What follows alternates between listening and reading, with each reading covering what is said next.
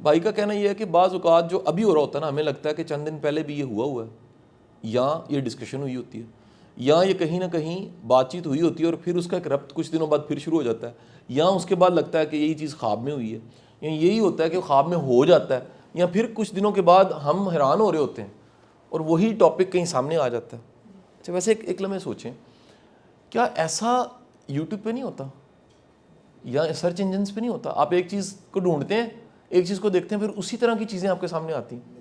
ایسا ہوتا ہے کہ نہیں ہوتا؟ سرچ انجنس پہ کامن ہے۔ اچھا وہ وجہ کیا ہوتی ہے؟ اے آئی۔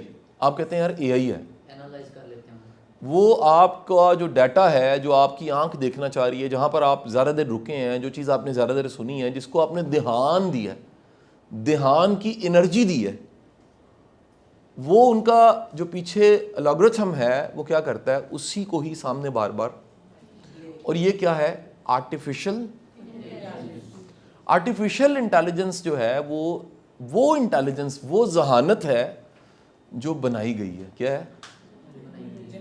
جنریٹ کی ہے۔ ذرا سوچیں، انسان نے ایک ذہانت بنائی ہے جس کا نتیجہ یہ ہے کہ آپ ایک چیز دیکھیں تو اس طرح کی اور چیزیں سامنے آتی ہیں۔ اس کائنات کی جو ذہانت ہے، جو اوریجنل ذہانت، جس کا جو تخلیق اللہ نے کی ہے، میں سمجھا پایا ہوں کہ نہیں؟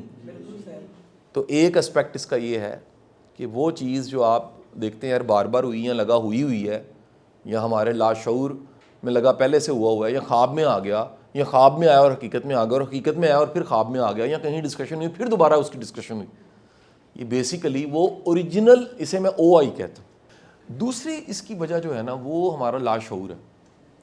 لاشعور جو ہے نا ہمارا، کیونکہ ایک شعور ہے ایک لاشعور ہے، جو لاشعور ہے نا وہ ٹائم اینڈ سپیس پہ نہیں ہے، شعور کی گھڑی ہے، شعور ہے، ہوش جو ہے نا، ہوش کے ساتھ گھڑی جڑتی ہے کہ یہ ٹائم ہو گیا۔ جو لاشعور ہے نا ہمارا، وہ ٹائم اینڈ سپیس سے باہر ہے، اس کو نہ ٹائم کا پتہ ہے نہ سپیس کا پتہ ہے۔ اسی لیے خواب ہمیں اٹھ کے لگتا ہے، پتہ لگتا ہے خواب تھا، خواب میں لگتا ہے کہ خواب حقیقت ہے۔ وہ جو ہمارا لاشعور ہے وہ اس کو حقیقت کے طور پہ پریزنٹ کر رہا ہوتا ہے۔ ہمارے لاشعور میں اتنی طاقت ہے کہ بعض اوقات ہونے والا واقعہ کچھ عرصہ پہلے ہی ہمیں لگتا ہے وہ ہو چکا ہے، یا پھر وہ بار بار چیزیں سامنے آنے لگ پڑتی ہیں۔ لاشعور کی مقناطیسیت کی وجہ سے ہوتا ہے۔ میں سمجھا پایا ہوں؟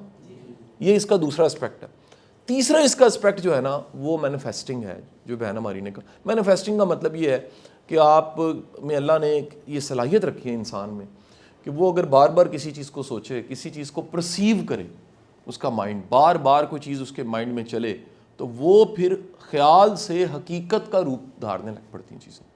یہ تینوں باتیں جو میں نے کہی ہیں یہ قانون نہیں ہے، یہ میرا ایک اوپینین ہے، یہ میری ایک انڈرسٹینڈنگ ہے جو میں نے آپ کو بتا دی ہے۔ ابھی تک اس پہ کوئی بھی لا کی شکل میں، لا آف اٹریکشن کو لا آف اٹریکشن کہتے ہیں، لیکن سائنس لا نہیں مانتی اس کو۔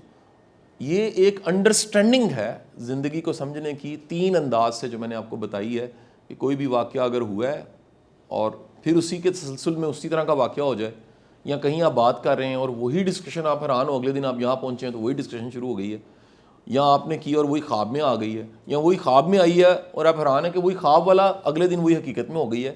تو یہ دراصل یہ تین اسپیکٹس میں نے، ایک او آئی کی بات کی ہے، اس کائنات کی جو اپنی ذہانت ہے، دوسری لاشعور کی بات کی ہے، تیسری مینیفیسٹنگ کی، گمان کی بات کی ہے کہ گمان سے حقیقت کا سفر طے ہو جاتا ہے۔